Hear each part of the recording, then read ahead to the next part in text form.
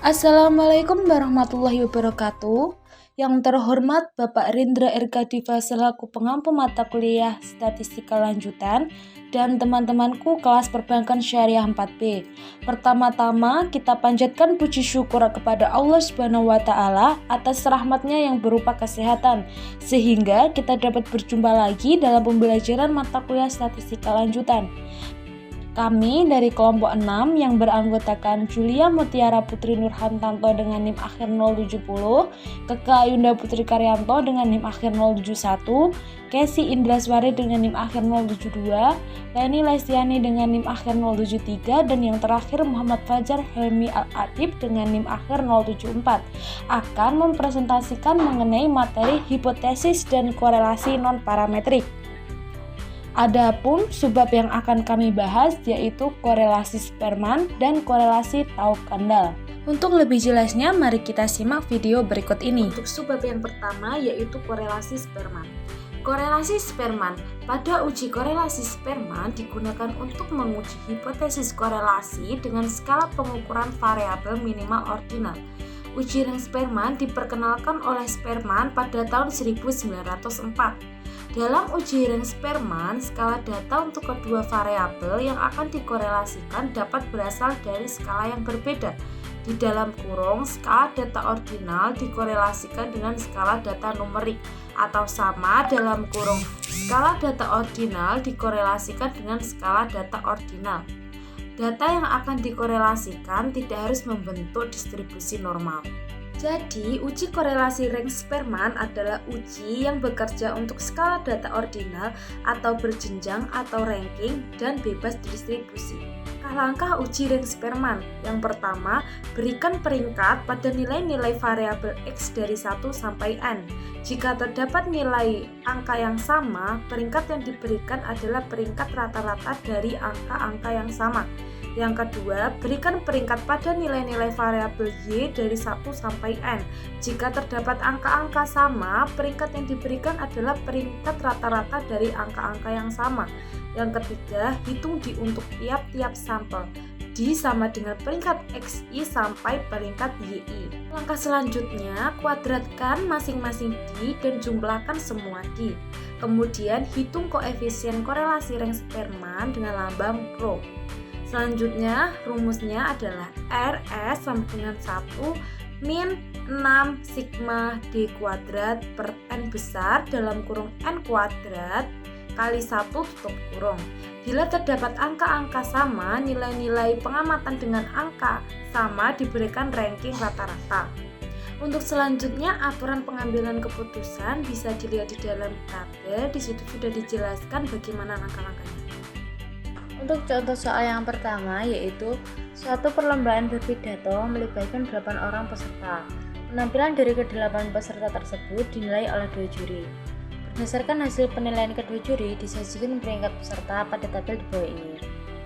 Untuk hipotesisnya, H0 sama dengan rho S kurang dari sama dengan 0 dan H1 sama dengan rho S lebih dari 0. RS sama dengan 1 min 6 dikali sigma D kuadrat per N dikali N kuadrat min 1 hingga ketemu 0,881.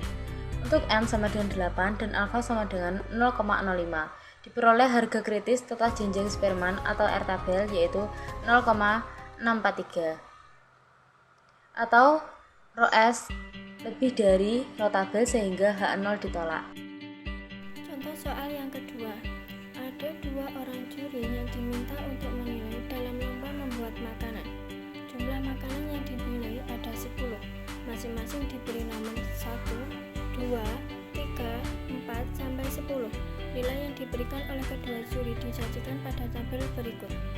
Disajikan sebuah tabel di mana tersebut terdapat 2 juri yang menilai lomba makanan secara masing-masing dengan nilai yang berbeda.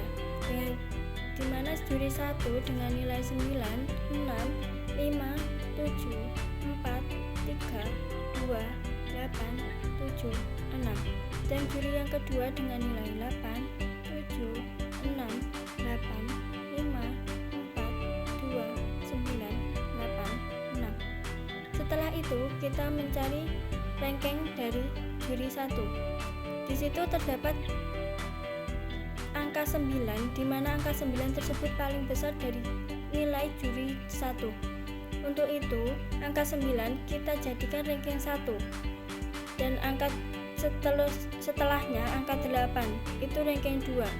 Dan ranking 3 yaitu angka 7. Nah, di situ terdapat angka 7 2 kali. Untuk itu bagaimana cara kita untuk menghitung ranking dari angka 7 yang disajikan 2 kali itu. Nah, untuk itu cara menghitungnya yaitu dengan cara di mana angka 7 itu terdapat ranking 3 dan 4. Nah, angka 3 dan 4 itu ditambahkan dibagi 2, hasilnya 3,5. Maka untuk itu angka 7 keduanya itu ditulis ranking 3,5. Untuk seterusnya caranya juga sama. Nah, setelah kita tentukan ranking 1 sudah selesai, setelah itu kita tentukan ranking kedua dan caranya pun juga sama. Nah, setelah itu kita tentukan D. Nah, D itu dari ranking 1 dikurangi ranking 2, yaitu 1 dikurangi 3 hasilnya -2 dan seterusnya. Dan setelah itu sudah selesai menentukan D, kita tentukan D pangkat 2, -2 dipangkatkan 2 jadi 4.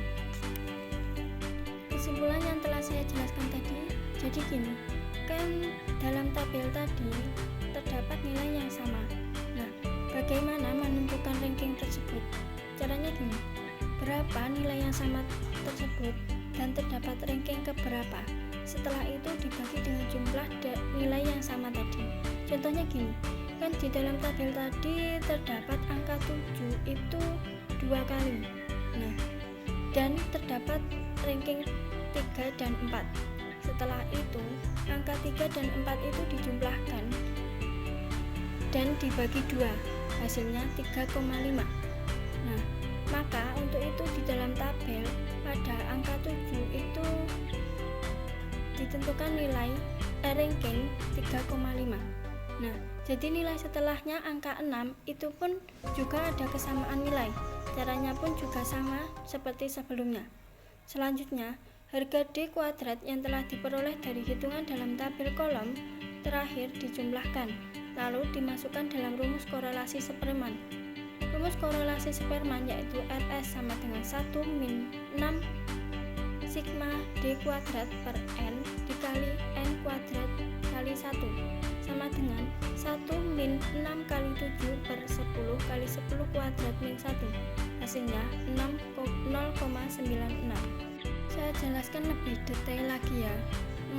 Bila terdapat nilai yang sama pada tabel, maka cara merangkainya yaitu dengan cara misalnya gini, pada XI nilai 9 adalah ranking ke-1 dan nilai 8 pada ranking kedua. Selanjutnya di sini ada 2 nilai 7. Mestinya rankingnya kalau diurutkan adalah ranking 3 dan 4. Tetapi karena nilainya sama, maka rankingnya dibagi 2, yaitu 3 plus 4 dibagi 2 sama dengan 3,5. Akhirnya 2 nilai 7 pada XI masing-masing diberi ranking 3,5. Selanjutnya pada YI di sana ada nilai 8, jumlahnya 3. Mestinya rankingnya adalah 2, 3, dan 4.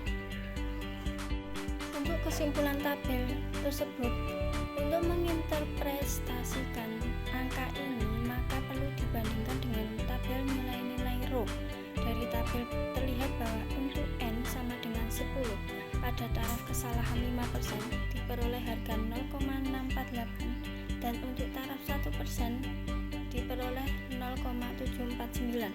Hasil row hitung ternyata lebih besar dari row tabel, baik untuk taraf kesalahan 5% maupun 1%.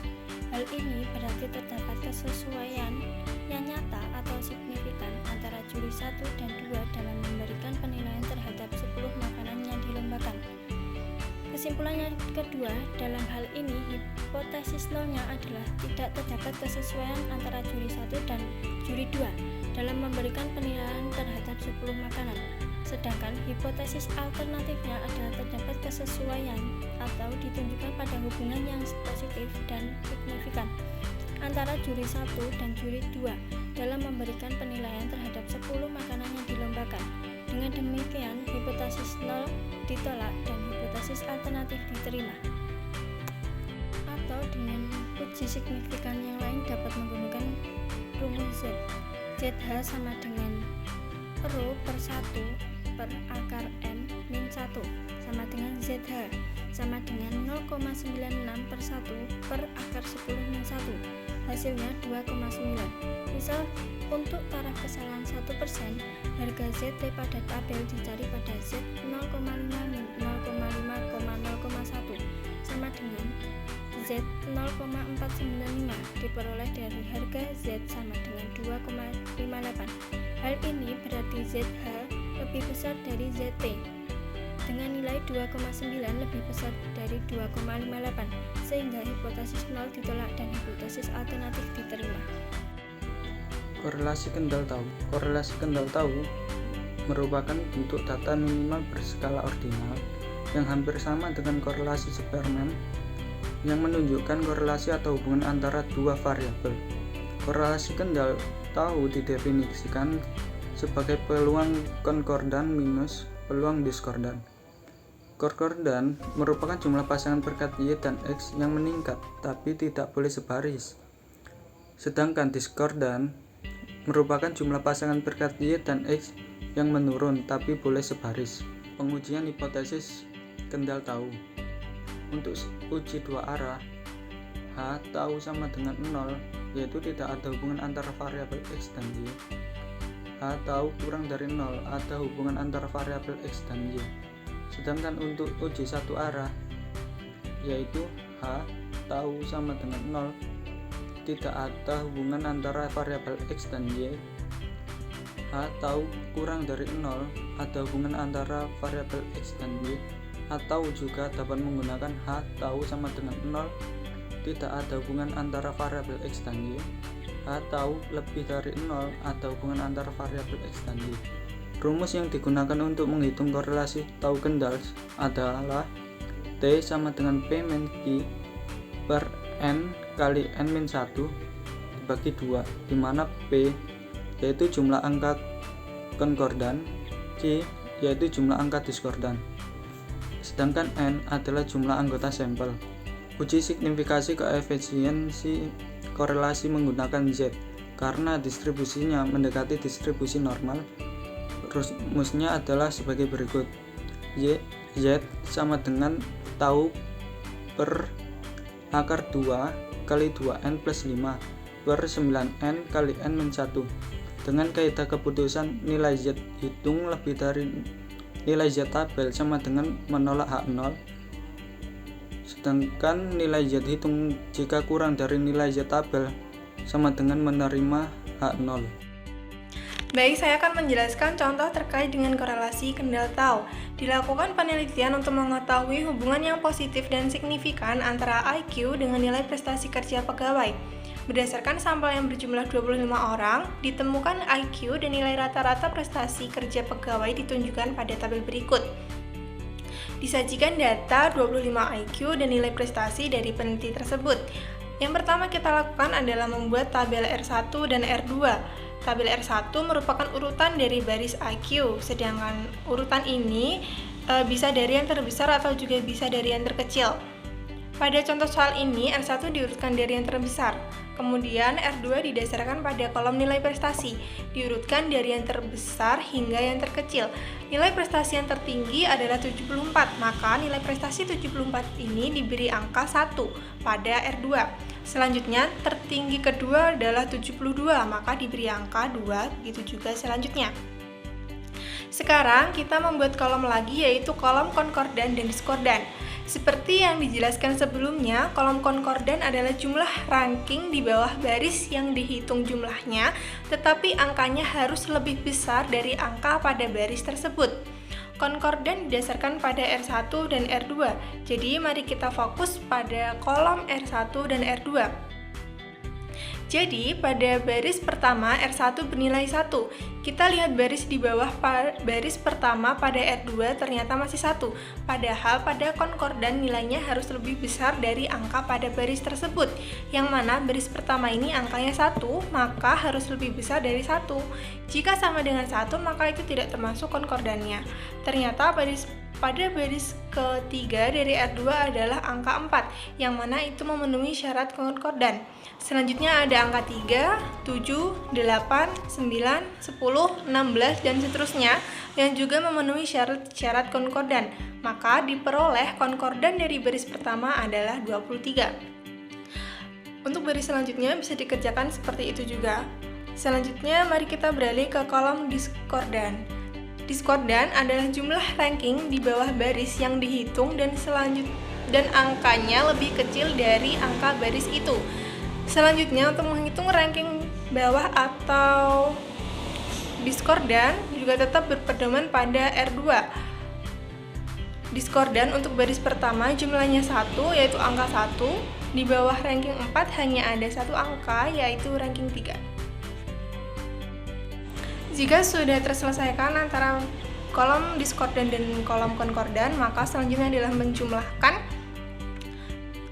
kolom konkordan dan menjumlahkan kolom diskordan. Dan diperoleh hasil pada kolom konkordan adalah hasilnya 264, sedangkan pada kolom diskordan adalah 36. Nilai-nilai tersebut dimasukkan ke dalam rumus tau yang sudah dijelaskan di atas dan diperoleh hasil 0,76. Jadi, terdapat hubungan yang positif sebesar 0,76 antara IQ dengan prestasi kerja pegawai. Hal ini berarti semakin tinggi IQ pegawai, maka akan semakin tinggi prestasi kerjanya. Untuk membuktikan apakah koefisien itu dapat diberlakukan pada populasi di mana sampel tersebut diambil, maka perlu diuji signifikasinya dengan menggunakan rumus Z di atas. Dalam hal ini, taraf kesalahan 5% dan diperoleh hasil 5,32. Harga set hitung tersebut di atas selanjutnya dibandingkan dengan harga set tabel. Untuk uji dua pihak, maka taraf kesalahan 1% dibagi 2 sehingga menjadi 0,5%. Z sama dengan 0,5 dikurangi 1% dibagi 2 sama dengan 0,495. Berdasarkan angka tersebut, maka harga Z pada tabel adalah 2,58. Ternyata Z hitung lebih besar dari Z tabel, yang mana hal ini menunjukkan kesimpulan tolak H0, sehingga dapat disimpulkan bahwa ada hubungan positif dan signifikan antara IQ dengan prestasi kerja pegawai sebesar 0,76. Sekian presentasi dari kelompok kami, ada kurang lebihnya kami mohon maaf. Semoga penjelasan dari kelompok kami dapat dipahami oleh teman-teman dan dapat berguna bagi teman-teman semua. Akhir kata, wassalamualaikum warahmatullahi wabarakatuh.